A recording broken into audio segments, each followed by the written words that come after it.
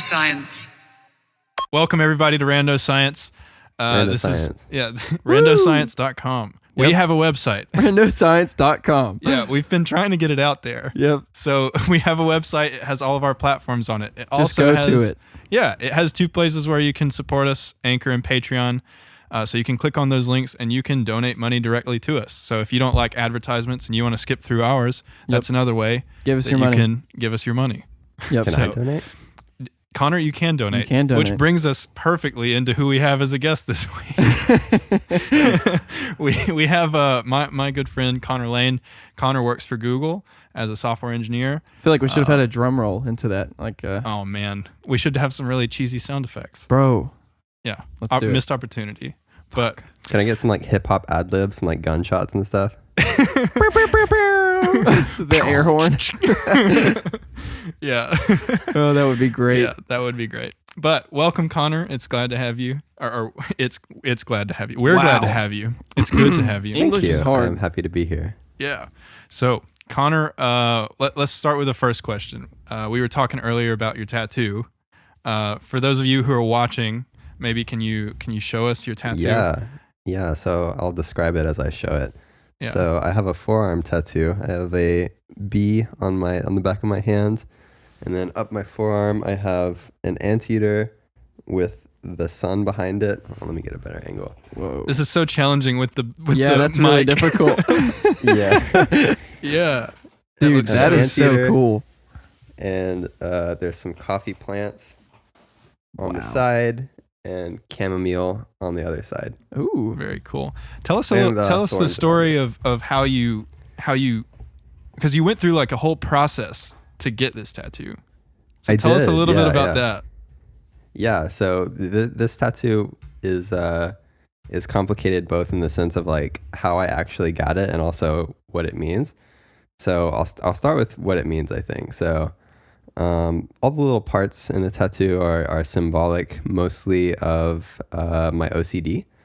So I've been diagnosed with OCD, which has actually really been a positive thing for me because I've been able to kind of approach some of the problems that I've always had from a more clinical standpoint with like proven therapeutic techniques that have like really changed my life. And part of the reason why I got this is so that people would ask me about it and, you know, I could have a discussion. Because I think that mental health is something that's still very much stigmatized and very much kind of awkward to talk about.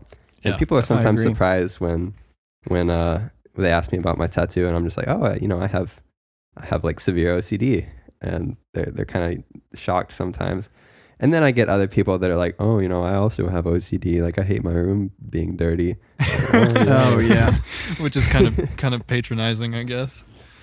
Yeah, I think a lot of people don't realize that like OCD can be as debilitating as it is. For sure. You know, it's still very much used as kind of like an adjective or like a synonym for like being particular about something, you know? Yeah.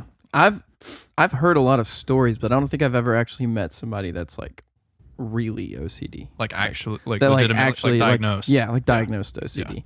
Because people always say like, oh, I'm OCD about this or I'm OCD about that. Yeah. And I've said that before, It's- but like, It is very colloquial. Like it's wow, like cool. nice word. Yeah, $5 word. It's like cool to say you're OCD in a sense because it's like, oh wow, you're really clean. Yeah. Right. Yeah. And I don't necessarily fault anyone for saying, you know, like I'm OCD about this or that. Cause I mean, it kind of gets the point across. I guess it kind of does also like perpetuate the idea that it's like not a real mental illness. But again, I mean, I get where people are coming from when they say that, and I don't get like offended or anything. But yeah, mine is much, I guess you could say, like deeper than that.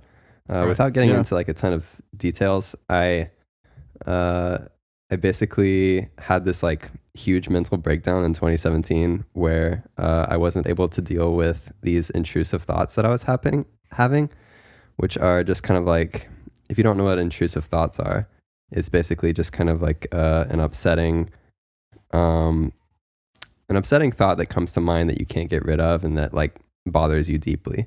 And it's kind of like, you know, don't think about elephants or don't think about pink elephants. Like if I get a scary thought, I try not to think about it, which forces me to think about it, and it's kind of a vicious cycle. Yeah. I won't get. Hi, Isabel. Oh, yeah, my wife is running around in the background. I'm sure We're selling a bunch of stuff because of the van. Wait, no, it's Elizabeth, isn't it? Oh gosh. Oh gosh. Oh yeah, It's you're Elizabeth. good. No worries. Bummer. I always confuse it because her Instagram tag is Izzy, so I'm like, I think it's Isabel. Oh man, I can't believe I did that, and it's recorded. Good Anyway, job. It's Andrew. fine. Seriously, it's all good.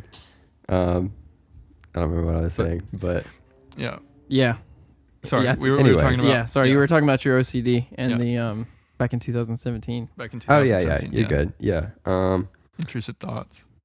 Yeah. So that sucked. I won't go super into details because I think that's kind of like off the course Yeah. a little bit, but That's basically understandable. it was really really rough. And it kind of like wrecked my life for the better part of like 4 months, where I was sleeping like 4 hours a night. Jeez, man, that's rough. And I like couldn't talk to anyone basically because I was afraid of like what my mind would do while I was talking to them. Were you in school at the time? I was working. I was co-oping at AdTran in Huntsville. Okay, gotcha. Yeah, feel which like probably every- didn't help. Software engineer 'Cause I was at kinda Auburn like- go up there. So Yeah. sorry. I just no, that's very true. Yeah. I feel like everyone does.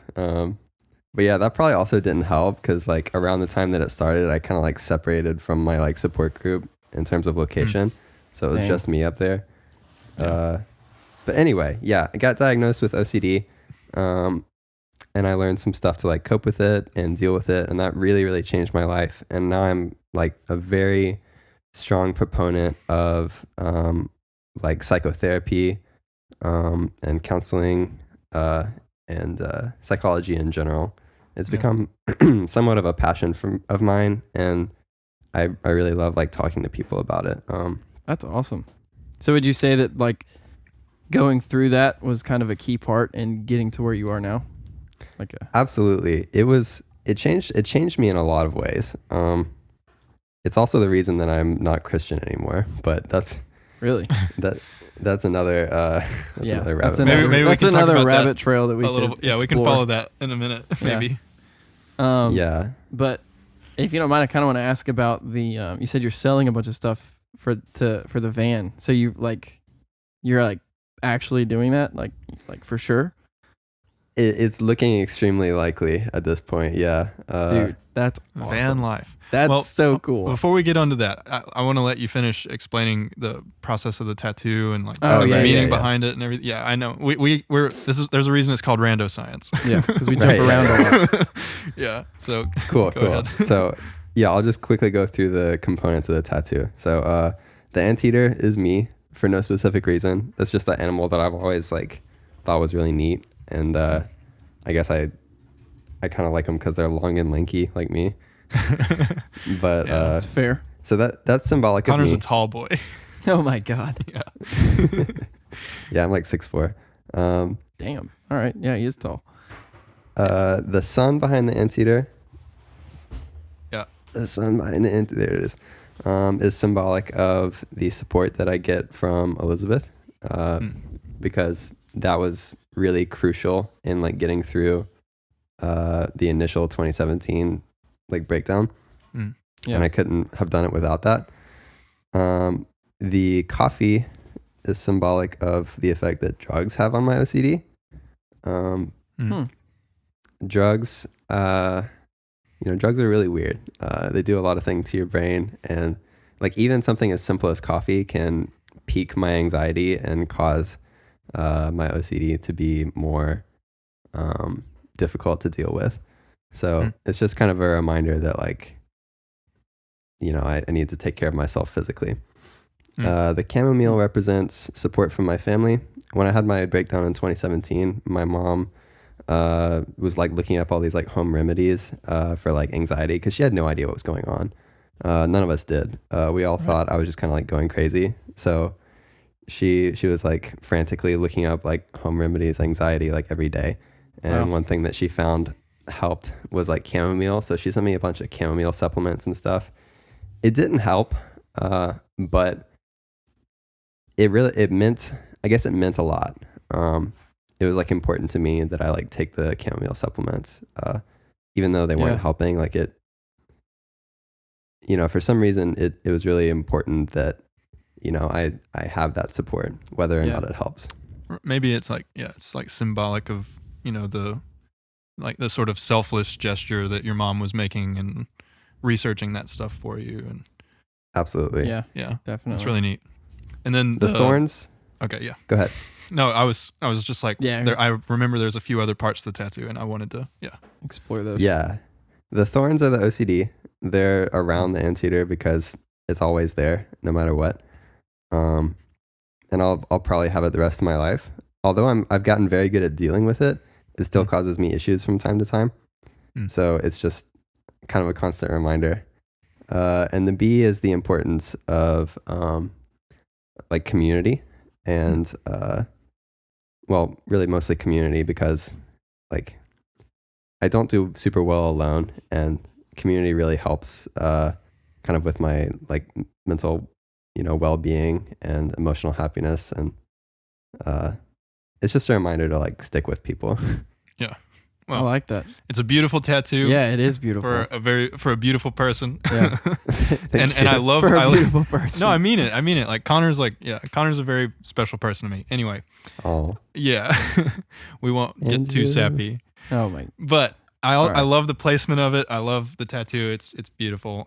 So now the van life. What prompted this? Yeah, I'm really curious. yeah. Actually, one more quick thing about the tattoo. So I got it from this like Insta famous artist. Her name Really? is- Yeah. Yeah, her name is Pony Reinhardt. That's her name. Yeah. And, Wow. she has like, I forget how many followers she has. I think like 450,000 or something like that. But Wow. you have to apply to get into her studio. And she has to like select you out of the like hundreds of applications that she gets for the year. And the window for application only opens up for like one day out of the year. And What? Yeah. What? It fills That up is a like detail I immediately. didn't know. That's Yeah. wild.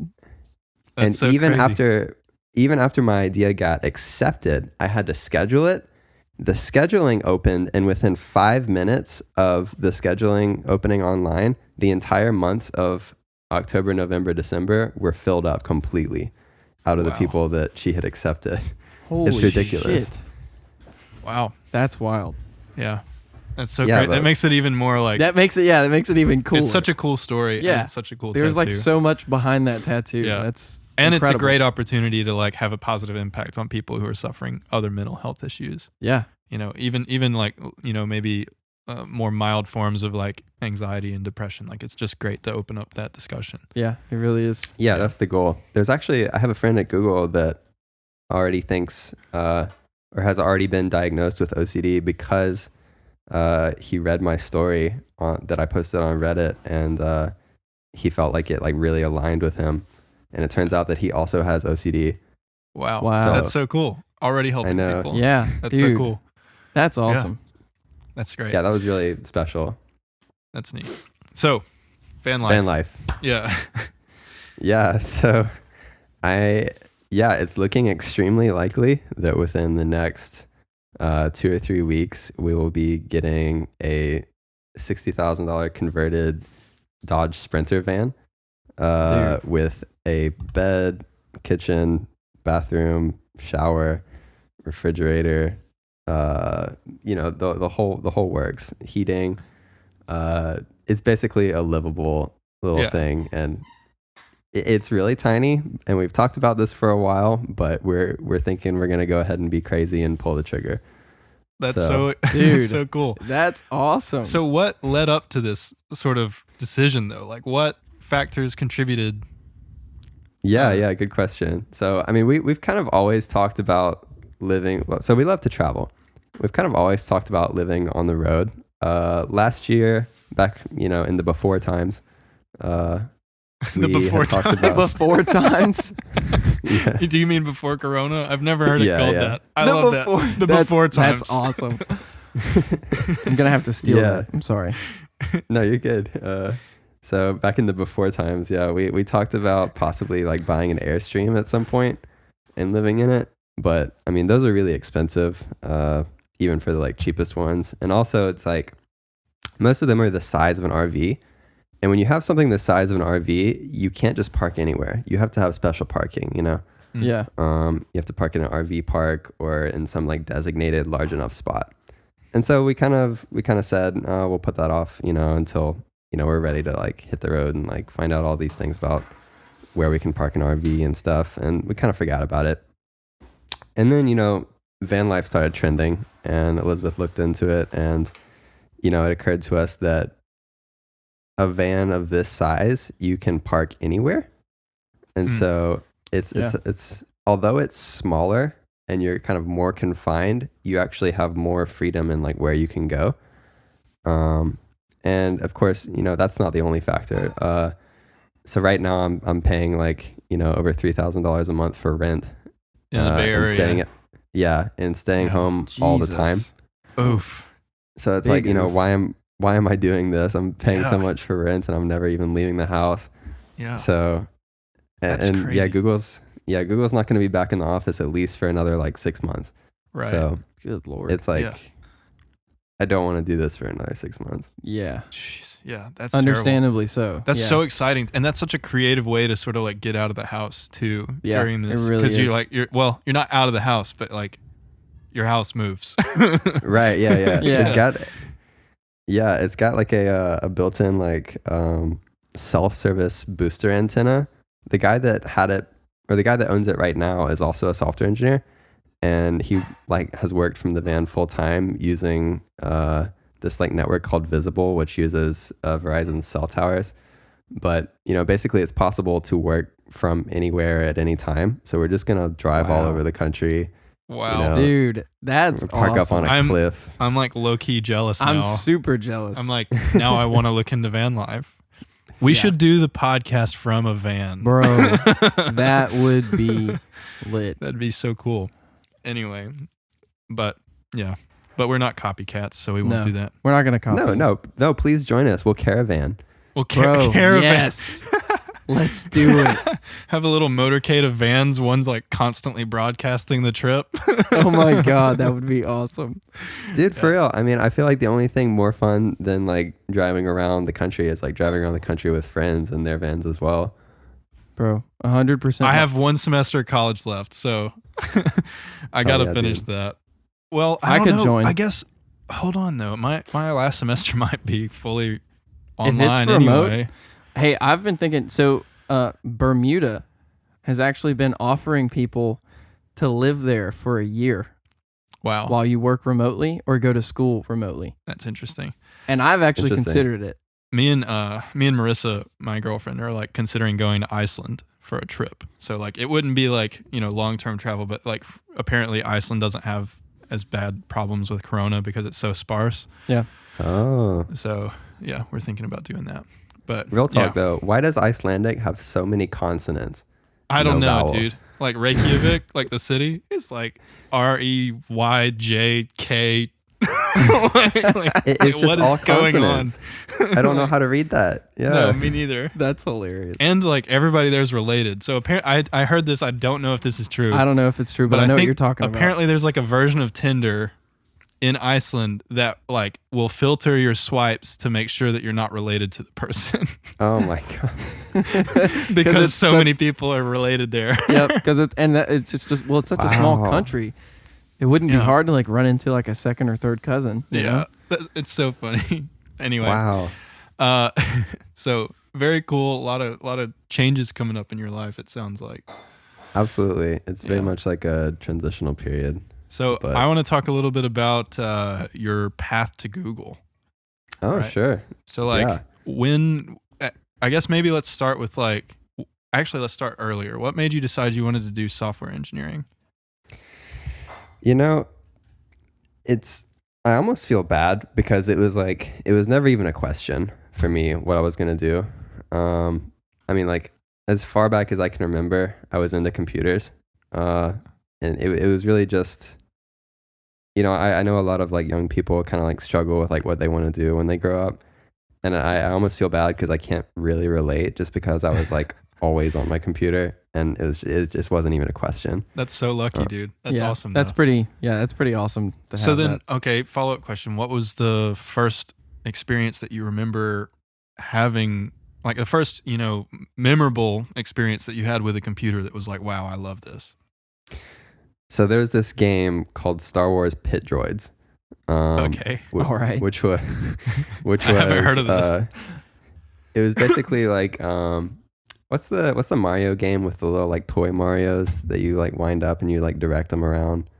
I You know also what I'm don't know talking that. I've never heard of that either. Man, It's like Mini Mario. I can't remember. There's a Yeah. Mario game where you like there's a bunch of like little toy Marios that walk around and you have to like guide them along the correct like assembly path, and that's kind of what this was like. Okay. So the pit droids would like run out and they're like different colors, and you'd like basically set up this like automated assembly line for them to like go get the proper work done. Right. And it was basically a game about automation. It was like pseudo programming, and I didn't realize that at the time, but my very young self was obsessed with the game. I spent a lot of time just like optimizing it, as much as possible, and trying to like get my droids, like maximum profit. Like that's good that's stuff. awesome. That makes me think of like RuneScape for some reason. Oh like my god, maximum profit. dude! I played Scamming RuneScape people. so much when I was a kid. Yeah. Oh Did yeah, you? it's a good Did game. you get any level 99s? I don't think so. Wow. You didn't play RuneScape then. No. Wow. Okay. Sorry. That moment when you realize that you get to level 90 and you're halfway there because of XP, like it's exponential. Oh yeah. That's Oof. ridiculous. Yeah. I hate that. I hate you, RuneScape. You stole so much of my childhood. Dude, I can't play Oh my MMOs God. anymore. Why is that? MMOs are such a grind. I mean, it's such a time commitment to play an MMO. But that's what makes it rewarding, Connor. Yeah. Yeah, but like I just don't have that time anymore. I'd rather You- play something that I can just jump into. You know? literally just sent me a slideshow about intrinsic motivation What for do you games. What do you play now? What do you play most of the time now? So I've kind of gotten back into League a little bit just because that's what all my friends are doing, and it's just kind of a way to like hang out with them. But Okay. other than that, I've really liked Risk of Rain 2. That's been like my favorite game of the year, I think. Wow. I don't think I've ever heard of it. Why don't you? What is Risk of Rain 2? So it's a sequel to Risk of Rain, obviously. It's a roguelike shooter. It would have been really funny if it wasn't, though.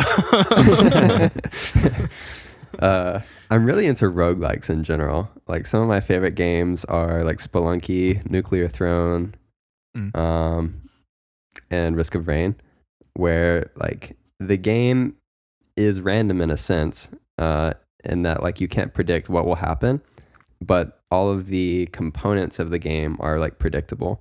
So like in Risk of Rain, for instance, there's like a lot of monsters, but they all behave like consistently every time. And although it's like extremely hard to beat, it's like very learnable because you figure out what each monster does and like the best way to like defeat them.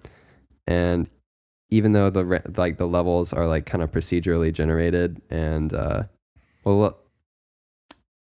kind of like procedurally random, I should say. Interesting. It's kind of like a bullet hell in the sense that there's like a lot of monsters that you have to like kill and dodge. And it gets like really, really crazy really fast. The growth is exponential for your power and for the enemy's power. So by level 5, you're like firing out like 1 million shots per second. And also like God. anything. Jesus. Are there are all of those rendered? Like you have these like just projectiles that are on the screen at all the time?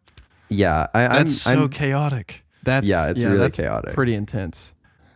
I'm exaggerating a little bit with, 1 million shots per second, but it does get intense. Yeah. That would stress me out, dude. Yeah. I don't know if I could handle it. I would all quit. those like, all right, so for reference, like Cuphead, like I think that's too many projectiles. Cuphead is extremely difficult. Yeah. Absolutely. Cuphead's hard though. Yeah. I've Have you never heard of played it. Cuphead? No. The premise is that you and your friend are two mugs with milk in them, What? Yeah, that's those. You're the those are the main characters, and you've sold This your is a soul to classic exposition. Haven't you heard this, Dylan? It's yeah. I Happens mean, all the time. this story recurs all the time. Okay, right. Got it. It's really common. And you've sold your soul to the devil, Okay. and Also you have common. and you have to like defeat. You have to collect souls of these bosses for the devil to get your souls back. But in the end, you end up just saying like, we're just gonna fight the devil Nice. instead of trying to get your soul back. Exactly. Instead of trading. Well, I mean, you'll get your soul back. But Yeah, by, but you by gotta kill defeating him rather Yeah. than negotiating. Got it. Okay. Yeah, we don't negotiate with devils Right. or terrorists. Yeah. But Oh my god. Cuphead is really interesting because it's completely animated by hand. Yeah. Every What? single frame is drawn. Yeah. No way. and the music too. Like the music was, I think, like composed like by the people, and it's like very like old timey ragtime jazz type music. Dude, that's incredible. It's pretty neat. It's a good game. You should check it out. Have y'all ever seen I Made a Game with Zombies in it? No, is that the name of the game? Yeah, that's tell. the name of the game. The name of the game is I Made a Game with Zombies in it. And literally it was one guy that made the entire game. He did the music and everything. And the song is just him singing while you're running through and you're like jumping up and down, dodging zombies and shooting them and stuff like that. And or no, it's one of those where you use like both like joysticks. Uh-huh. One's like shoot and aim, and the other one's just to move around, and you're like a dot in the middle, Okay. and you're just like moving around the screen shooting zombies. And the entire time he's just singing like over and over again, I made a game with zombies in it. That's Gross, the entire I hate game. that. It's Yeah. it's so funny though. You're just like, what is going on? It makes me think of Getting Over It, where like Bennett Foddy's just Oh, narrating man. the whole time. He's like, "Ooh, you just lost a lot of progress." That's love Getting great. Over It I has love got to that. be one of my most like hated and beloved games. That's great. Dude, that It's time when such I an experience. that time when I trolled you by like editing the Windows registry to get the golden pot. Ah, you're such a loser. Wait, what? So if you beat it 50 times, Okay. your pot. So the whole point of the game, in my opinion, is to steal satisfaction from the person playing it. Right? Okay. Like I swear. Do you know? I Do you know the game, Dylan? No. Are you No, familiar okay. with the game? No. Why don't you explain it, Connor? You're a dude that's stuck in a pot from your waist down, and you have a hammer, You have and no you legs. basically have you have to pull yourself up a mountain with the hammer. Yeah. Yeah. What? And you're jacked. Like, Okay, so it's you're this like, like really shredded. jacked dude in Yeah, a pot. you have like incredible strength, but the controls are so awkward and so like hard to figure out yeah. that it's extremely easy to fall. And when you fall, you basically go all the way back to the beginning.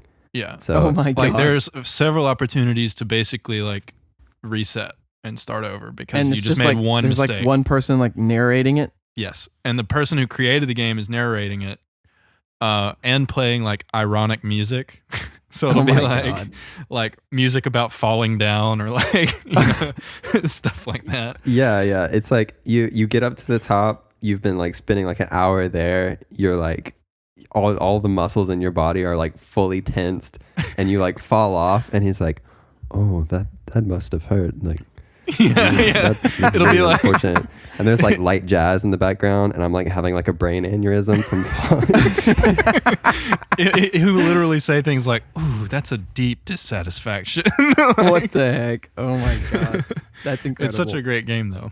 But what we were talking about, so again, the whole point to steal satisfaction. So if you beat the game, I think it's either 50 or like 100 times. If you 50, beat yeah. the game that many times, your pot slowly, not all at once, slowly starts to turn gold. Okay. So there's no real point where it's like, oh, I have the gold pot now, right? It's like my pot is black, and then it's like now it's kind of bronzish. It's a little more gold. It's like and then yeah. eventually it's like fully gold. Right. You know? And so really, even after you've gotten the golden pot, you can't be totally sure that it's to its full goldness. Right. Right. Okay. Gold. Which is Unless like, you yeah. edit the Windows registry. Unless you edit the Windows registry and just set it to the maximum integer, which is what I did. Wow. What a You're loser, piece am of I shit. right? Yep. I didn't do it because I was trying to cheat. I did it because I was just trying to mess with Connor, and it totally worked. Wow. It totally work. I was triggered. Yeah. Yeah. How long before you told him that that's what you did? Oh, I told him immediately. Oh, you did? That was the point. Oh, Yeah. okay. I didn't The know whole if you were point just was gonna like telling- play it off like, No, no. look, I finally no. had a gold. No, the point was to just make him like realize that he had put all this effort into getting a golden pot when he could have just edited the registry. Wow. My pot is worth more. Yeah, I did it by hand. I beat the game 50 times. Good answer. Oh my gosh, that's great. Okay, so you work at Google now. Oh you yeah, work- actually, this is a good segue because Okay. the way that I've started explaining my new job to people is that I'm basically an indie game developer that works Okay. at Google. That's great. That's awesome. So Connor, for context for people who are listening or watching, Connor works for the Google Doodle team. And Connor, I think you should explain that because I don't even really fully understand all that the Doodle team does. So why don't you tell us what are their goals? What are some of the products they make, if any, etc. Sure. Yeah. So the Doodle team's mission is to delight and inspire users with experiences that connect us all, or something like that. Basically, we control the Google homepage, right? I mean, we control what users see on Google.com where the logo is. And what a lot of people don't- Oh, I know what you're talking about. And I think Yes. we need to address something, right? So sometimes you guys don't even try on the lowercase g. Am I right? The lowercase g. What do you mean? In the Google logo, like sometimes it'll be a theme, and sometimes you guys just yeah, don't even yeah. try on that lowercase g. Yeah, like all sometimes of them they're make very- sense. Yeah, sometimes they're very loosely Google. Sometimes you can't Oh even my tell. god, loosely Google. Yeah. I've played so many of those games. I'll be Yeah. like, and it's pure procrastination every time. Like I'm like Yep. supposed to be doing something, and then I'm like, oh, why does that look like that? Click, and I'm like, oh, it's a game. Yes, and I start playing it. And that's what Connor does. That's awesome. Yep. Yeah. Yeah, Well, I think thank most you people play for them out contributing to my procrastination. Hey, you're welcome. That's what we're here for. We're here for you. I Yeah, appreciate we're it. connecting people through procrastination Yeah. We need to refine our mission statement. to include that. Yeah. That should absolutely be your mission statement, or a Um, part of it at least. yeah. So maybe talk a little bit about how much creativity versus like analytical, technical, I guess, what's the word I'm looking for? Freedom. No, like how much how much creativity versus like engineering goes into your job? Like how much of it do you think you're sort of engaging with like your emotions, your artistic side versus your engineering like analytical side? Yeah, so good question. I'd say that it depends on the day. What's really nice about this team is that it's a fairly large and kind of like interdisciplinary team where everyone kind of does a little piece of everything. In that, like, there are meetings for like creative reviews for, somebody, like anyone can pitch new doodle ideas. Especially like if there's already like a decided topic for the day, we can pitch a treatment for it, which is basically like, how can we like make this fun and interactive like into a game? Like how can we turn this into a game? And any of us can join in on that. So it's kind of like within my scope of responsibilities to like either just put my head down and like do engineering stuff, or join in on like any and all creative meetings to like give my input, pitch new ideas. So it's really nice to kind of have that flexibility. I'd say that in my experience so far, it's been probably about like 60-40 engineering creative work. Wow. That's awesome. Yeah. That sounds pretty great. Yeah. It sounds like It's a really fantastic. Yeah. So, what, I guess, like, do you feel like the context switching aspect of that, of like having to put your engineering hat on versus like having to switch to talking with artists? Do you feel like there's different like jargon and like different skills involved, and like how difficult is that for you to Yeah, sort definitely. of switch? I think I've gotten pretty comfortable context switching. I think the switching itself is not the super hard part, but just like learning all these different disciplines is difficult. Like UX, for instance. I used to kind of think that UX was like not a super important role. Also, for anybody listening at home, UX stands for user experience. Just in case. Sorry about that. Yeah. No, it's okay. I forget that some people don't know that. Yeah, I and thought I just about throw it just those now. terms Yeah. around, and then people are like, Yeah. the fuck But for are you talking people about? outside of software, it stands for user experience. So Yeah. So that's the people that don't necessarily do like a lot of engineering, but just kind of think about how will the user use this? What are some potential like pitfalls they could fall into? Is it like intuitive and clear to the user what's supposed to be happening here?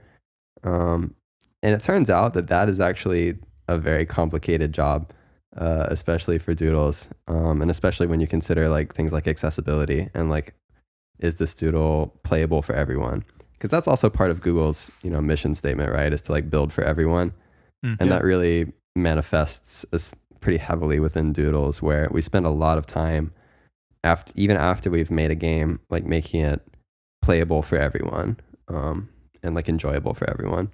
So I've gotten a lot more respect for UX after being here and like seeing how many potential like pitfalls there are, and just like how complicated of a process it really is, and how much like research and brain power it actually takes. So yeah, that's really neat. That's pretty awesome. I mean, I think But you'll yeah, do a great job like building for everybody with the doodles. thank you. I mean, I think you're right. Like, it's probably, you see it, and like, I mean, everybody sees that because it's on probably the most viewed page on the internet. Do you have data Doodles for gets that? a lot of press. We're Do you have very any much sort kind of- Sorry, go Go ahead. ahead. Okay. Y'all are so nice. I was gonna say, do you have any sort of data on like how often Google.com gets visited that you can share? Like the homepage, I mean, like your doodle page. Yeah, we have stats for every doodle. We have impressions versus interactions. Impressions is like how many times people saw it, and interactions is how many times people Clicked on it. interacted with it and how much time they spent with it. I don't think I probably can't give out specific numbers for anything, but it's surprisingly large. I mean, doodles are extremely popular. Yeah. Awesome. That makes me happy. That's really neat. It makes me feel good because I play those things every time they come out. Yeah, I do Great. too. So here's a random question: does the T-Rex game count as a doodle project, or is that, because I know that's not technically like?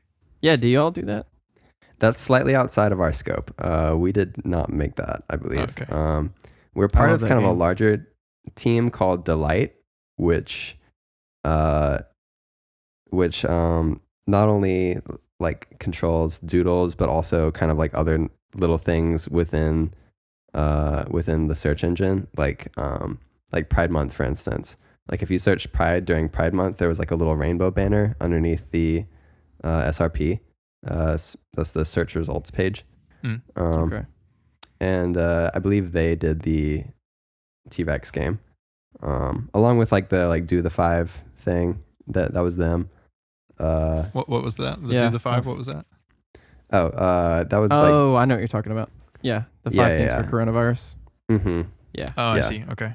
It was not super memorable in my opinion because I don't remember the 5. I don't either. Yeah. Now that They I just think do- of it, I've heard of the Do the 5, but I definitely don't. I know remember what the they first are. time I like saw it, and then Maybe I was like, like, okay, thanks. wash and your then hands, Never saw wear it a again. mask. Yeah, I was like, all right, just never I don't gonna. know. Yeah. Anyway. But Yeah. I mean, I read But it. I at least looked at it.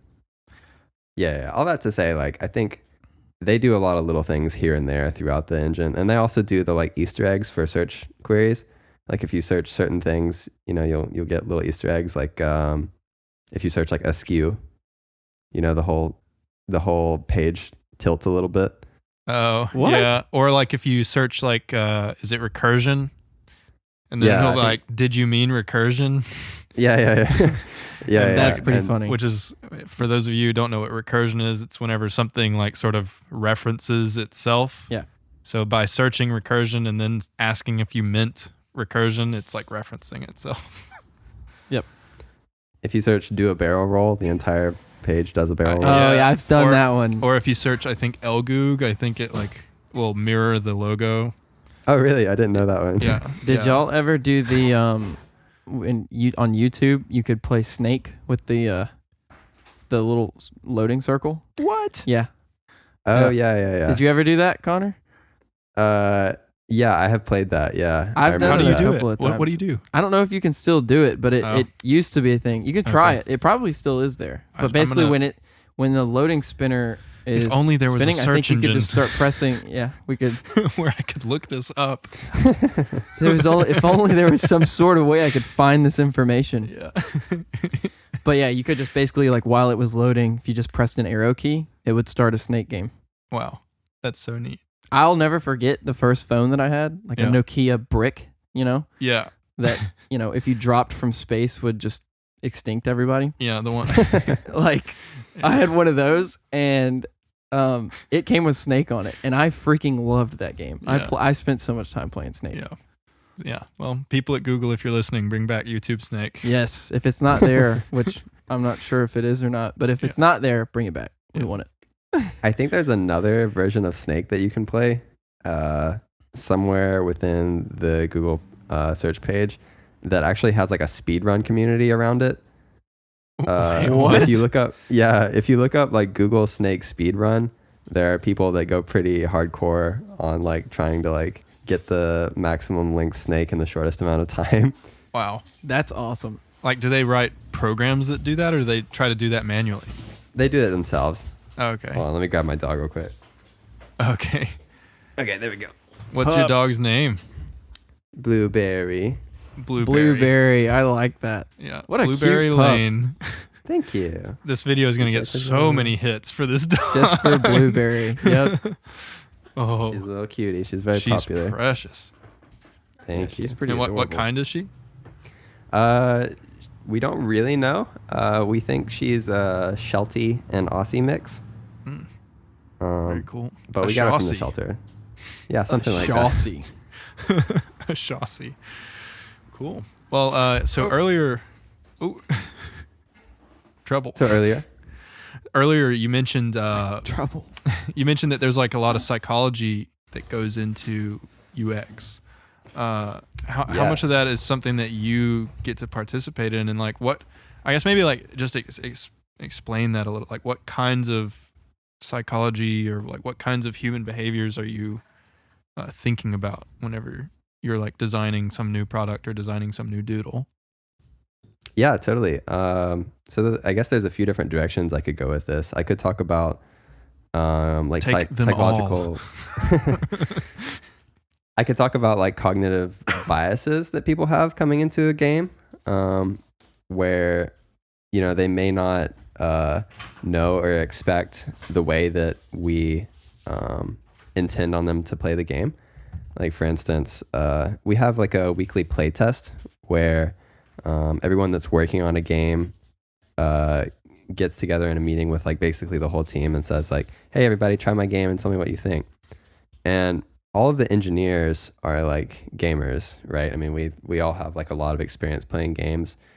And because of that, we all have kind of a lot of like assumptions about how a game should work. And kind of prejudices, I guess, about like what should happen mechanically, and what should happen like through our interactions.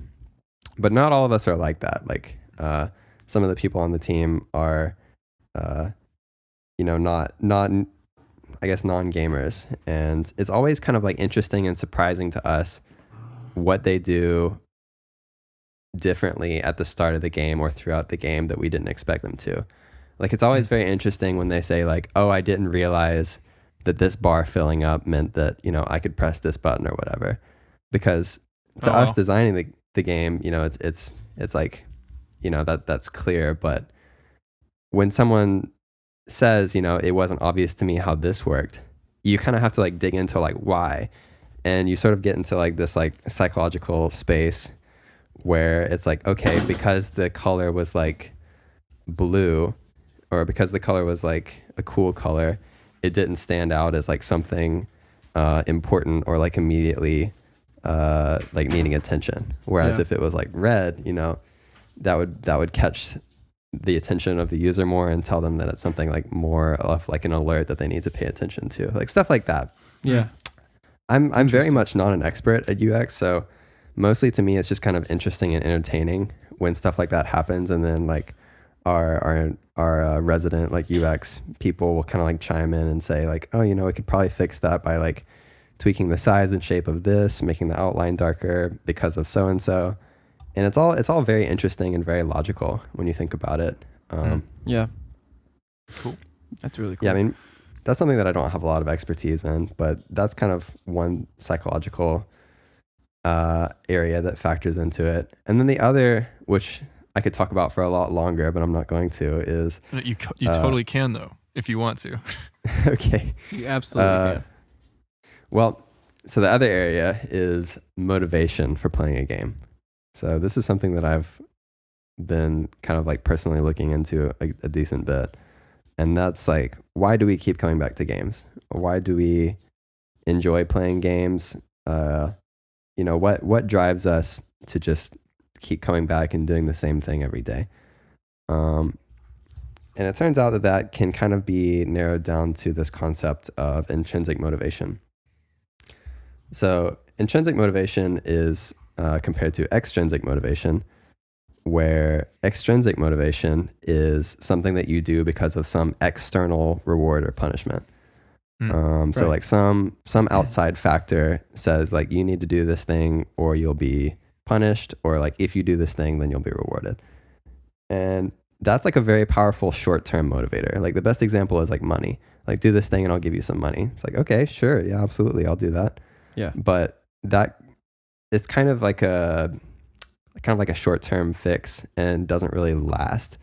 Like you would have to keep giving more and more money to get someone to do something over and over again. Intrinsic motivation is something that we do because we want to. And that's a little bit harder to kind of like nail down.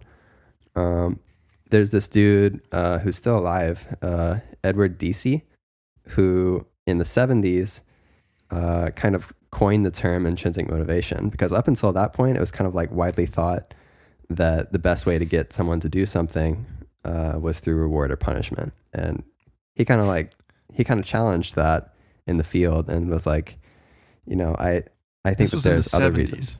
In the 70s, yeah. That's Psychology so crazy. About this in the 70s. Yeah, that's like pretty people wild. they just thought we were like monkeys still in the 70s. Like you could just thought, wave yeah. a banana in front of our face and we'd be like, yeah, I'll do it. Yeah, I'll take it. Yeah, Give me that psychology is extremely young. I mean, that's another thing that I could get into is like, psychotherapy is kind of stigmatized because it's so young. Like if people are physically ill, they go to a doctor, but like people have not gotten to the point where if they're mentally ill, it's their first reaction to go to a psychologist. It's just not a thing yet because it's so new and so emerging. Yeah, I mean, I think a lot of people have a hard time identifying that they even have a mental issue. Absolutely. Because like it's hard to accept that, really. And like your ego kind of gets in the way. You're like, Yeah. oh, there's I would nothing even wrong say- with my brain. I would even say Absolutely. like having someone else, even having somebody else identify to you that you have some mental illness is like, a lot of people just like don't believe it about themselves or Oh yeah, absolutely. or don't want to, or maybe they get offended by it or something like that. And that's not to say that it's somebody else's job to do that, but it's like it's definitely a challenging. I think it's aspect something of that it. you kind of, How does not one everybody, but I think it's something that you have to figure out on your own. Otherwise, because if somebody else tells you nine times out of 10, you're not you specifically, but like most people will get like offended or they just won't listen.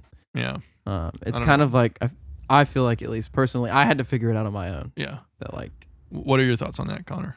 Yeah, it's kind of scary to think about that. And I guess I'm not surprised at all that it's still kind of a touchy subject for a lot of people. But I hope that like through what I'm doing and through what I talk about, that at least for the people around me, I kind of make it like a more acceptable thing to like talk about and just have discussions about. Like I had a friend message me yesterday wanting to play some games, and I just shot back really quickly, I'm about to have like a therapy session, but after that, I'll definitely play some games. And I feel like that's something not a lot of people do.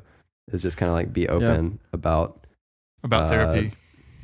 About therapy and about mental illness. And Yeah. I think I think that if people were more open to it, I think we'd be in a lot better place mental health wise in the country. Yeah. I agree. Yeah. Yeah. It's definitely interesting because like I coming from the South and I guess like being a male, I feel like it's definitely really stigmatized to like talk about any sort of, mental or emotional issue. Yeah, it really is. Absolutely. Especially like I've gotten really into yoga and meditation lately. And sometimes I feel when I talk about it to like guy friends, Yeah. I like when I start saying it, I realize that like it's kind of weird to them. Like they're kind of, or not all of my guy friends, but some of them kind of are like, When they like view what? it as like effeminate or they view it as like yeah. maybe. I mean, well, I remember so like playing football in high school, like, people would talk about yoga and be like, we're like, ha ha ha, that's dumb. yeah. Like, would say like that's gay. Like, Wow. and it was like, yeah. But I mean, we were football players. We were just like, oh, like, Yeah. Well. and then, Yeah. yeah. So That's like still now weird. when That's- but so like now I'm kind of aware of the fact that like when I talk about it around like guy friends, they're like they kind of listen, but like I can tell that they're like, what? You do yoga? Like you Yeah. meditate? Or like you practice mindfulness. Like it's almost like taking care of yourself is like a negative. Oh yeah. Yeah. Which is That's the so stigma. weird. Yep. Yeah. Yeah. Yep. Like, It's wow, terrible. taking care of yourself? What a loser. Yeah. what Like I remember an like when I effeminate told person. a guy friend Yeah. that I have like a skincare routine. He was like, Yeah. what? I was like, yeah. Yeah. I take care of my skin. Sorry. Like, Hell yeah, dude. Yeah. Exactly. That's Yeah. so funny. Yeah. Weird times. You Yeah. know? it's very strange. Yeah. Um, So we were talking about. Andrew's trying to Intrinsic play motivation. footsies with me. For those of you that can't see it, I touched your foot. he touched my foot. Yeah. We were just talking about not stigmatizing things, Dylan. I'm just kidding. I just want to give you shit for it. It was That's casual. all. Oh yeah, it was casual. No, it was It's all casual. accidental. Everything is casual. Yep. Yeah. Anyways, intrinsic motivation. Intrinsic Got kind of off motivation. track. No, yeah. So, yeah, We like to rabbit trail here. So yeah.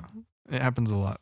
Yeah, absolutely. We should. It's fun. Intrinsic motivation. So, I think one of the challenges that you run into with intrinsic motivation is that it's like kind of hard to define because like even Yeah, earlier you said like intrinsic motivation is stuff that we do because we want to do it, and it's like, well, that sounds like it's stuff that we do because we do it.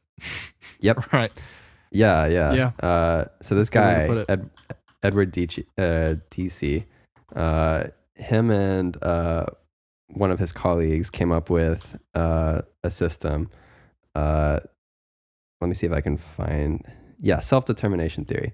So they came up with a system that's kind of like we've narrowed down, or at least we believe we'd narrowed down why people have intrinsic motivations about things down to 3 categories, or like kind of 3 points. And what they say is they have in self-determination theory, they say that people are intrinsically motivated by competence, which is the ability to like have control over a situation and like master a situation. Autonomy, which is the ability to like behave independently and be your own person. Mm-hmm. And 3 is relatedness, and that's the motivation to interact with others, interact with other entities, whether real or virtual, and that's kind of where video games tie in. So they basically said that like anything that you want to do can generally be narrowed down to one of those 3. And maybe that's not fully correct, but that's it's pretty close in my opinion. It's And like a useful framework, even if it's not totally complete. Yeah, for sure. Yeah, and tying it into like video games, for instance, like we could break competence into 2 kind of categories. Like, for instance, we could say that competence is composed of progress and mastery, where progress is like the feeling that you are consistently making steps towards a goal.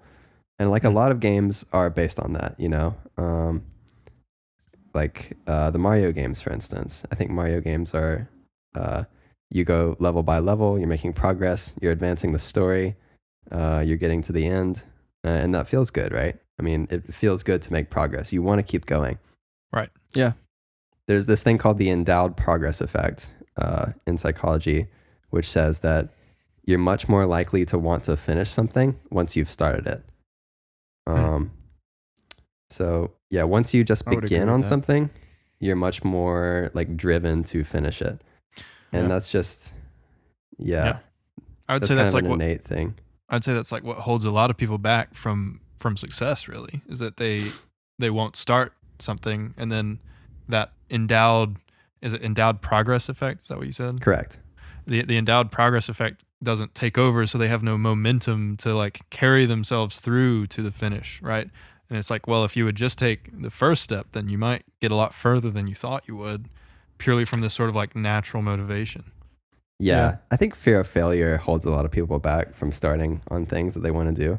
I really agree with that. Do you think that so bringing that back to the context of games, do you think that that has a role to play in like broader participation in certain games? So like, Absolutely. A lot of games have kind of like a barrier to entry because people feel like they won't be good at it. Take PUBG and Fortnite, for instance. PUBG, for those who don't know, it was kind of like the first popular battle royale game before Fortnite. The issue with it was that it wasn't super accessible in the sense that they didn't present it in a way that like everyone could play. And because of that, like even though a lot of people love the formula, I mean, a lot of people play Fortnite, right? yeah. Not a lot of people got into PUBG because of the way that it was presented as kind of like a game for gamers. A lot of people, saw that and were not interested in it because, I'm not a hardcore gamer. I'll never be good at this game.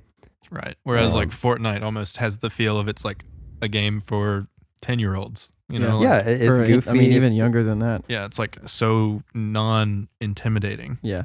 Exactly. It's goofy. It's fun. It's welcoming. It's got these like kind of goofy graphics that like, I can jump into this and have fun. I don't have to be like a hardcore gamer to get into this. Right. Yeah. And I think that's an example of like, maybe not even fear of failure by itself, but just kind of like intimidation into a game holding people back. Yeah. I'll even say that like a game as simple as like Super Smash Bros. Or Mario Kart. Like I've been playing that with a group of friends and we're like trying to convince somebody else to play and they're like, no, I suck at that game. And I'm like, dude, the first time I played Super Smash, I was like button mashing. I had no idea what I was doing. I feel targeted. Are you bad at those games? I'm terrible at those games. Dude, I love Super Smash and Mario Kart. I'll play with people, but I am terrible at those games. Listen, play I don't with want to Dylan. play anything that I can't win. So Oh my God. Whatever. I mean, that's a real thing too. I mean, like, I imagine Dylan, your friend, probably feels like he's so far behind everyone else that like it's not worth his time to like climb and like put forth all this effort just to get where you are. You know? Yeah. And I've felt like that with certain games. I feel that way sure. with League of Legends. So like yeah. League of Legends is so deep and complex and there's so many characters and I'm just like, I am not going to invest the effort into this. Yeah. Yeah, I've- the league learning curve. I've at had this some point friends that is- like wanted me to play that with them. And I was Yeah. like, no. I was like, absolutely not. Yeah. Yeah, the learning curve on that game at this point is just a vertical wall. I mean, it's nearly impossible to get into right now. You'd have to like take a 5-hour-a-week course on it for a full semester. Oh my Jeez, God. Yeah. Yeah. Well, That's wild. business yeah. idea. League of Legends course. It's Yeah. a thing. It Hey. is a thing. I Is bet it there- actually? yeah, there's No probably way. YouTube channels for it. What? I guarantee you there People are. pay other people to learn how to play League? Yep. Oh my gosh. That's wild. That is wild. I'm about to quit And my there's job. also, Just kidding. there's like professional esports teams that play, right? And there's also professional esports coaches that That's just- wild. This is so Yeah. weird. That is wild. What a weird world. I'm going to teach. Oh man. That's so weird. I mean, I have a friend of mine that's like really good at gaming, and like Yeah. he's pretty. I don't know if he's ever. I think he's done some tournaments, but like, Yeah. he's never like hired a coach or Yeah. like done anything like that. He's a lot of fun to play with, but also sometimes frustrating because when you play with him, he just wrecks everybody, and you're like, motherfucker. You're It's like, why did I play with you? yeah, exactly. So my brother is like that with this is taking it back all the way with Nintendo 64 Super Smash Bros. My brother is like that. Nintendo 64 is the best. It is the best. And he plays with Donkey Kong, which if you look up like popular reviews of like, you know, the tiers of characters like God tier and whatever, like the tiers of character like Donkey Kong is like at the bottom. Like it's everyone agrees that it's a terrible character, but my brother has spent so much time in the practicing mode in Nintendo 64 Smash that he can like exploit every like glitch and every like his timing is like impeccable, and he knows like every like if Donkey Kong is doing this move against Mario who's doing this move at this position, then Donkey Kong is gonna win. He just like has it all. Yeah, that's insane. He has it just like fully mapped out, and he just dominates. Like he could probably win tournaments with this like low tier character. That's wild. Yeah, I hate it. I love Smash Bros. I do too. Much fun. Yeah. So Connor, I know one of your other interests is AI and artificial intelligence. So like, and what you talked about with extrinsic motivation sounds a lot like what you would see in like reinforcement learning. Yeah, right? That's what I was thinking when he started talking about it. It's like reward or punishment. So what are your thoughts on this? Can be like, you know, totally free form. You can completely guess whatever. What are your thoughts on the idea of intrinsic motivation within AI? Like, is that even possible? I was actually gonna like bring in the same idea. Like, nice. I was really so interested in that. Yeah.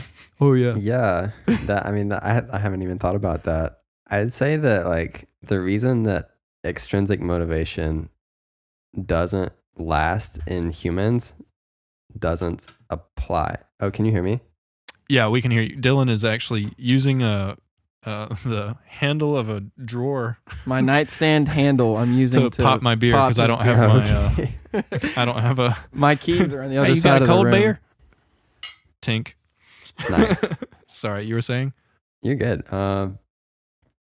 I think that probably the reason that extrinsic motivation is not super long lasting in humans doesn't necessarily apply to machines, because I mean, I think that like a reinforcement learning agent, for instance, you can just make it always, the only thing that it cares about is rewards or punishment, right? And you can define that. But with humans, you know, I mean, that tends to wear off. And I think that doesn't necessarily apply to machines. I don't know if a machine can be, I think any form of intrinsic motivation would have to be defined and therefore extrinsic. So then, okay, so that's an interesting question. I really though, like right? that answer though. I agree, but that's an interesting question because you could make the argument, right, that human intrinsic motivation is extrinsic, right? That it comes from maybe your parents or your religion or your upbringing. I feel like it probably comes from somewhere, which causes it to be extrinsic. So what do you think about that? Yeah, I think the bounds is the boundary between extrinsic and intrinsic is not necessarily considerate of your experiences, but rather just like the state of who you are as a person. Okay. And like if you do something just because of the state of who you are, without any like outside, threats or like hope of any outside reward, I would say that's intrinsic. And if we're going to carry that over into reinforcement learning, you could say that like the desire for points or the desire to avoid punishment is also intrinsic if it's built into the agent. So it's kind of like an issue of like being able to define a similar boundary between humans and a reinforcement learning agent. Yeah, it's definitely tough. Yeah. I think it's a cool, like, that could be a cool direction to explore. Yeah, it could be really for interesting. research. Yeah. It's like how do you sort of embed or like codify intrinsic motivation? I mean, to me, it's almost like, intrinsic motivation kind of comes from, to me, it kind of comes from like personality a little bit. Here's another, that's like, what I was sort of getting there another interesting point is, does intrinsic motivation even matter if there's only one agent? Or does it only matter when you can distinguish one agent from another one? Right? Yeah, extrinsic motivation doesn't necessarily have to apply to other people. I mean, it could just as well being a machine that's giving you money for doing something. Right. No. I just mean does intrinsic, like, so let's say I'm the only person on the entire planet, Okay. right? And there's nobody else. And does my intrinsic motivation actually really contribute much to my experience here on Earth without having some frame of reference to compare, right? Somebody with different intrinsic motivations. I think it still does. But I think you'd still experience the same desire to like be good at something, for instance. I think you'd still experience the same desire to want to interact with other people. Maybe. I don't know. Yeah. That's the question, I think, is like, because if going back to that original thought of like, maybe my intrinsic motivation came more from my environment than I realize. So then like, it would be interesting to see if somebody just like was born with no other people and they like grew up kind of like, what's that movie? The Truman Show. Kind of like The Truman Show. I haven't seen that in a long time. Where he's like in this sort of fake environment, right? Yeah. But if you put somebody in like a fake environment like that and then observe them and there were like no other impacting factors except for the environment, kind of like a traditional RL problem, reinforcement learning problem, where it's like one agent and an environment, you know? Yeah. It would be interesting to see if intrinsic motivation arises or not. Yeah, I think in that case, it's important to kind of like think about the fact that humans are social creatures. Right. I mean, we've evolved to be living in community with each other. And I think that it's kind of hard to like say someone living independently from the start, I don't think they'd be able to even make it. That's a fair point. Y'all keep talking. I'm going to go to the bathroom. Okay, Dylan's going to go to the bathroom, but I do want to. So I think this is a good segue, though, to get back into. Dylan is literally climbing over the couch to avoid all the recording equipment. Oh, this is so professional. So I want to segue using intrinsic motivation. Segue back into. So you said earlier, like that getting into your mental illness and like your psychology and psychotherapy and stuff has led you to become not a Christian. Right. So that's correct. That would be a good example of you sort of beginning with certain intrinsic motivations, which were externally, not put onto you. I don't want to sound like I'm being negative towards your family or your community or anything, but like that were sort of encouraged by your upbringing and then now are no longer a part of your life. So maybe talk about that a little. Like, how did that happen? Sure. What yeah. changed, I think I haven't really tried to like tie motivation into that. I think that you probably could find correlations there, but for me it was, I think, much more simple. Okay. In the sense that like you grow up in the Deep South and everyone that you love and you trust tells you the same thing. The people that taught me how to read are the same people that taught me that, like God is real. Right. And, every single person in my life that had taught me every single thing that I knew up until that point said the same thing. So why would I question it? It's like all of these things, I come into the world not knowing anything, and everyone around me says, this is how the world works. Right. Why would I question it? And I probably would have never questioned it until I really needed it, which was 2017. I see. So 2017 is when I really needed it to come through. I spent a lot of time kind of like deep in, I guess, prayer and kind of like outreach to, what I believed would save me, what everyone told me would like deliver me. Right. I trusted my parents, I trusted my friends, I trusted like all the people at my church that said that, like, this is the way the world works. If you ask God for help, he'll help you. Oh, yeah. I guess you're kind of coming into a weird spot. Oh The- wow. No, It so must yeah, have gotten so really deep. just to bring Dylan back into the context, what I asked was, so we were speaking about intrinsic motivation, and I said earlier you mentioned that he it was no longer a Christian, and I was like, so that's probably a good example of like some intrinsic motivating thing that he had growing up because his community, his family, whatever, encouraged that sort of belief system, Right. and then now it's no longer an intrinsic motivation. And I was like, let's explore, what's changed, et Okay. cetera. Yeah. Okay, So that's what so he that's was in where the we are middle now. of. Yeah. That's what was in the middle of explaining a Dope. little. Yeah. So continue, please. Yeah, so I guess I just expected that to come through during my like several month long mental breakdown. I had no reason to doubt that God was real and that God would help me. He didn't come through. And what ended up Right. helping me was therapy and psychology and psychotherapy. Mm. And that kind of caused a mental shift to start happening within me, where I started kind of moving away from relying on religion so much and sort of kind of like taking steps away from it to see what would happen. Kind of like, okay, I'm gonna stop praying and go to church and see if I get smited. We'll see what happens. And I didn't get smited. Right. So Still here. Smote. yeah, You weren't smote. Smote. yeah. You weren't. And then, You weren't smitten. Yeah, I wasn't smitten. And then What a weird word. That is a weird word. It's like the past tense of yeet is yoked, I think. Has ever had yeeten. Yeetin. Anyway, sorry. The go Lord ahead. yeeteth and the Lord yoinketh away. Remember that. All right. I will always Sorry. remember that. Sorry, Connor. Continue. You weren't smitten, so continue. Yeah, I wasn't smitten. So from there, it sort of became this like logical exploration, because up until then, I was kind of like too scared or hesitant to like question my faith. Like I mentioned earlier to Andrew, like there was just no reason to.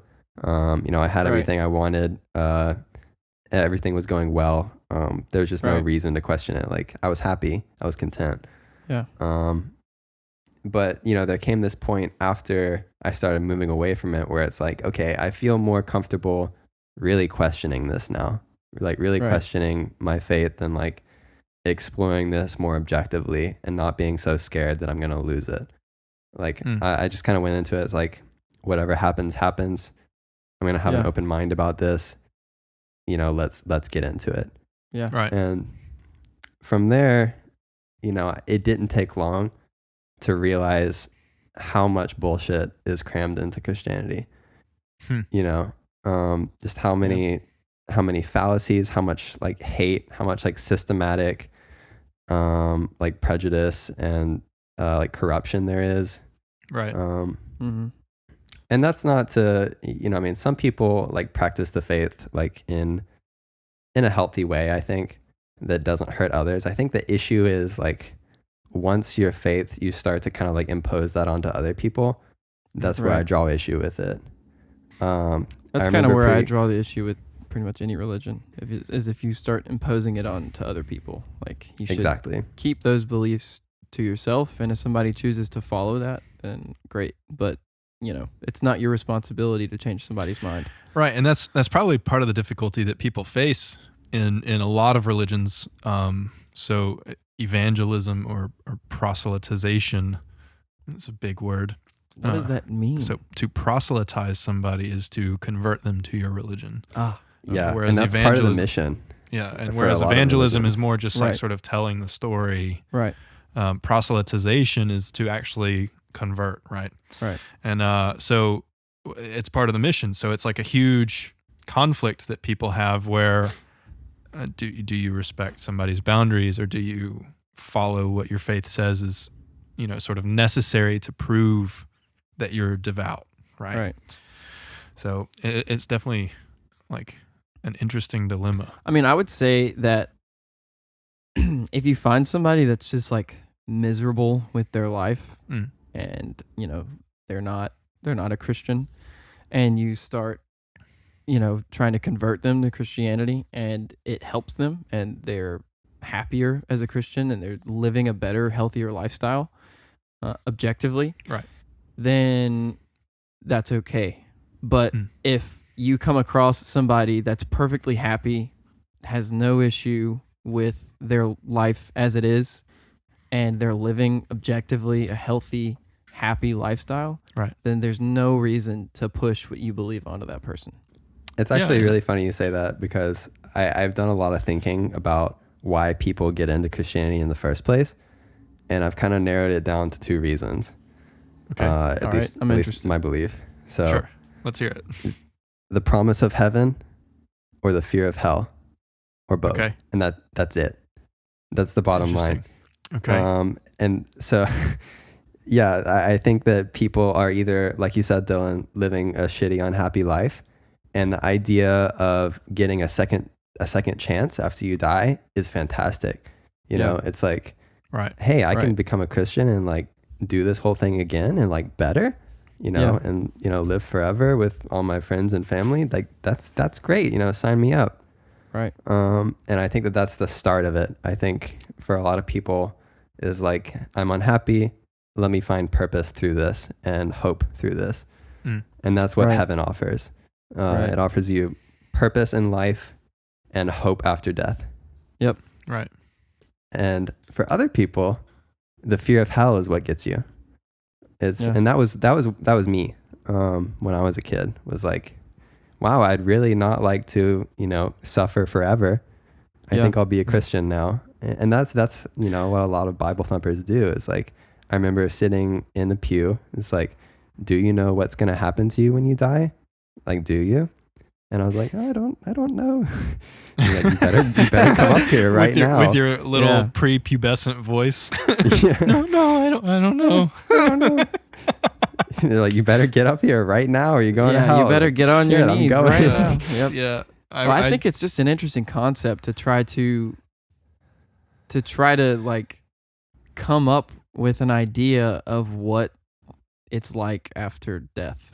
It's it's honestly strange. It's a strange, like, from a purely like observatory sort of scientific perspective, it's very strange to sort of like theorize what happens after you die, because there's no way to know. Yeah, even how would you even frame the question, because there's nobody that you can ask. There's no, you know, like, so the closest thing would be people who get near-death experiences, but they're just tripping. Even then, it's like you could just talk about it. Yeah, it's just a dimethyltryptamine. Whenever, yeah.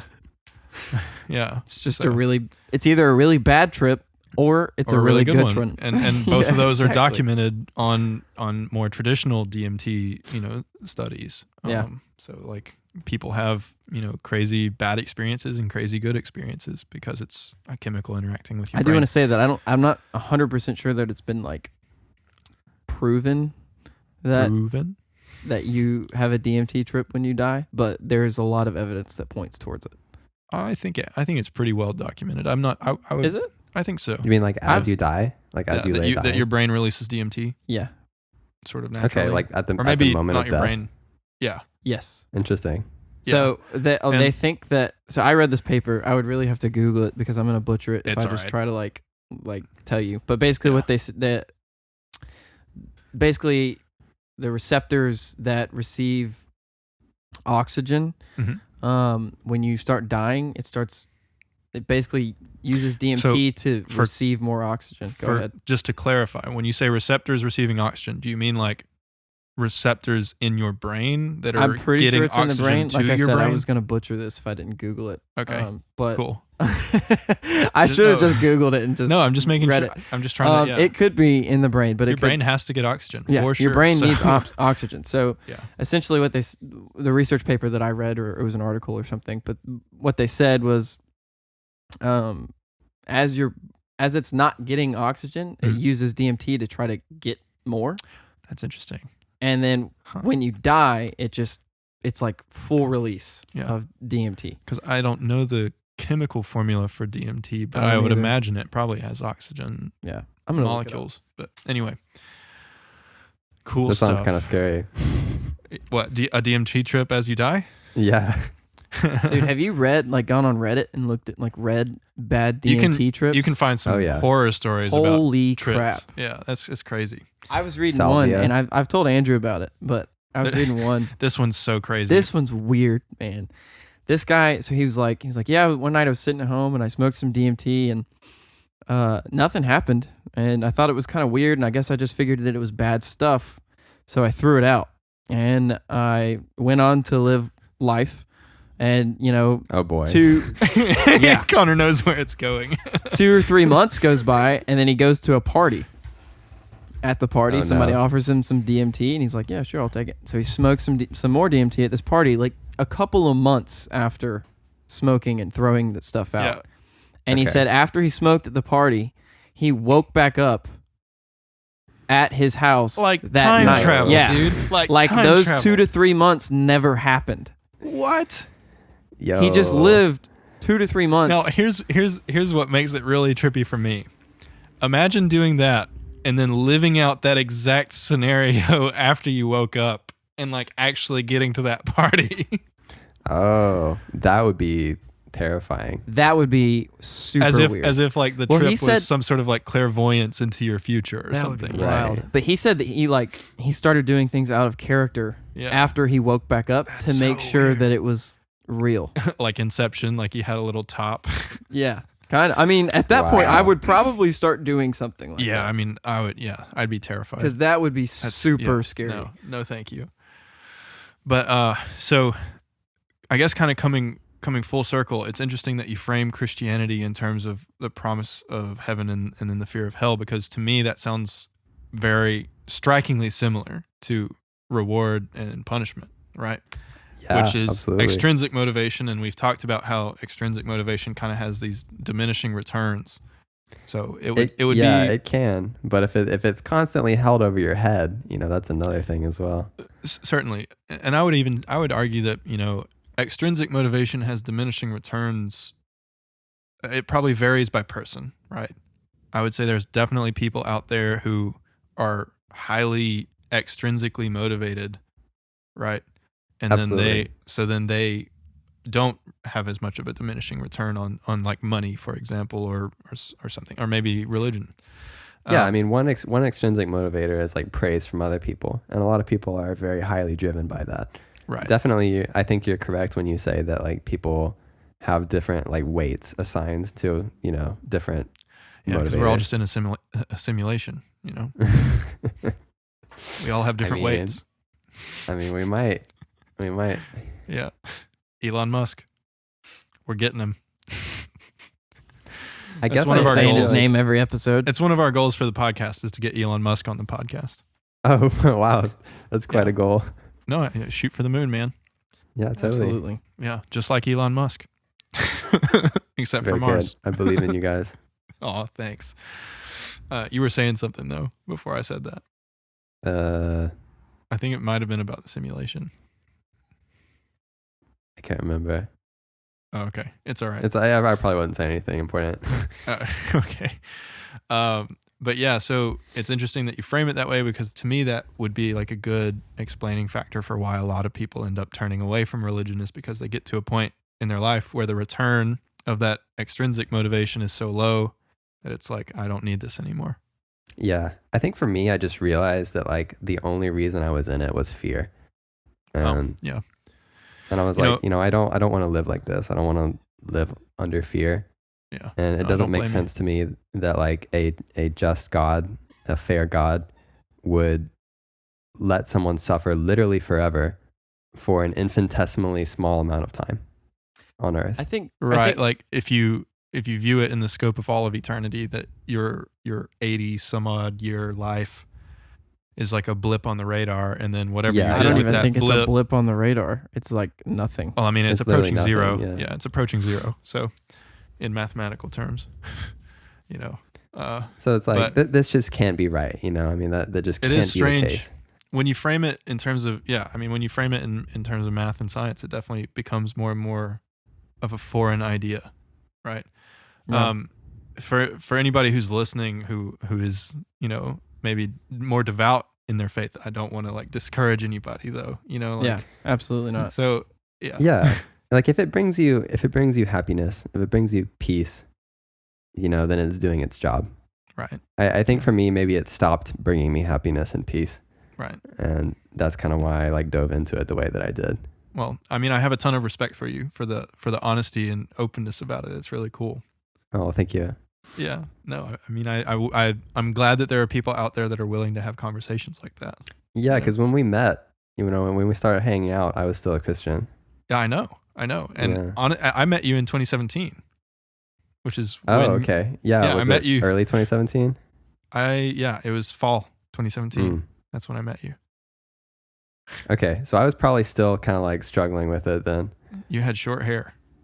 Yeah. Was that after my kind of like breakdown? Probably. I'm not sure. You said it happened in 2017, so I know I met you in the fall of that semester though. Gotcha. Yeah, that was when I started like questioning it, I think. Yeah. That's when I started coming to ICPC or okay. ACM. Yeah, those are both programming clubs for people who don't know what those are. I mean, ICPC is a competition, but anyway. But yeah, well, do you have something, Dylan, that you found on the interwebs? I can't find the article that I found last time, right. but we'll save it for another still time. Some pretty interesting stuff on here. Well, Connor, I think it's been a fantastic episode. We talked about a lot of really interesting stuff. At the end of every episode, we kind of give maybe just a few minutes to the person who is the guest to like talk about something they're passionate about, talk about something that's going on in your life. Just maybe to sort give of our promote. Listeners some advice. Yeah, maybe give some advice. Whatever it is that you want to do, you can just take a few minutes and get it out there to anybody who's listening. So go ahead. Shoot, okay. If you're unhappy, if you are struggling, it's okay to ask for help. It's okay to seek help. It's okay to tell people that you're struggling. And it's okay that you're struggling in the first place. There's nothing wrong with you. Yeah, that's the big thing. Wow. I'm gonna get emotional, man. That was good. Yeah. Well, thank you so much, Connor. I enjoyed having you. I loved this talk. Maybe we'll have you again. I think we should. Yeah. Connor, you seem like a great guy. Yeah. You too, Dylan. It was nice to meet you. Yeah. Well, hopefully we can meet in person someday. Yeah. Yeah, for maybe sure. in our van caravan. Bro, let's do it. Yes. Dude, I'm so down. I'm there We're for making it. it I just want to happen. have like a little community of like Dude. vans that travel around. Hashtag rando van, dude. The rando van. Dude, I'm that would be super down. great. That's it. Well, all right. Thanks, Connor. Cool. We'll see you around. Rando Science. Randoscience.com. Woo! See you, man. Thanks, guys. See ya. You All right. click it again. Do it. I didn't hit the button. All right. Well, everybody that's listening, thank you so much for listening. Hopefully you enjoyed this episode. We've had a lot of fun. I really enjoyed that episode. Connor's a great guy. Connor is a great guy. If you want to support us, we have a lot of should. ways. Yeah, you should, first of all, but we have a lot of ways that you can do that. If you're listening to this, you're already doing the first one, which is by listening either here on Apple Podcasts. Honestly, that's enough support for me. Google if you just want Podcasts, to listen. Spotify. We have a lot of platforms. Another way that you can support us is by donating to us directly. If you don't like advertisements, you can donate to us directly. How can they do that, Dylan? There's a few ways they can do that. They can go to Patreon. They can go to Anchor. Yeah. They can. You could donate a hat for R2 to wear. Yeah, we have R2D2 here in every episode, and we put new hats on them. If you want to send us a hat, then we will put that hat on R2D2. Yep, just for you. And then you get to Yeah. watch that episode and go, man, That's my hat. that's my hat. Yeah. What a We're nice working hat. on getting an address for you to send it to. That will come out on our social media, which you should follow. Yes. So you should find us on Instagram, find us on Twitter, but not Facebook. Yep. 'Cause Nope. We're not there. Yep. So, or if you prefer to watch us, you can watch us on YouTube and subscribe and hit that little bell button. Because so you that know you want to see our beautiful, beautiful faces. And Dylan's tie-dye Scooby-Doo shirts. Yep. And socks. Well, Yep. they're not tie-dye, but they're So- Scooby socks. Thanks again for listening. Stay tuned. Yes. Donate if you want to. And we love you. Yeah, we do it all for you guys. Yep. This is Rando Science. Mwah. Signing off. Bye.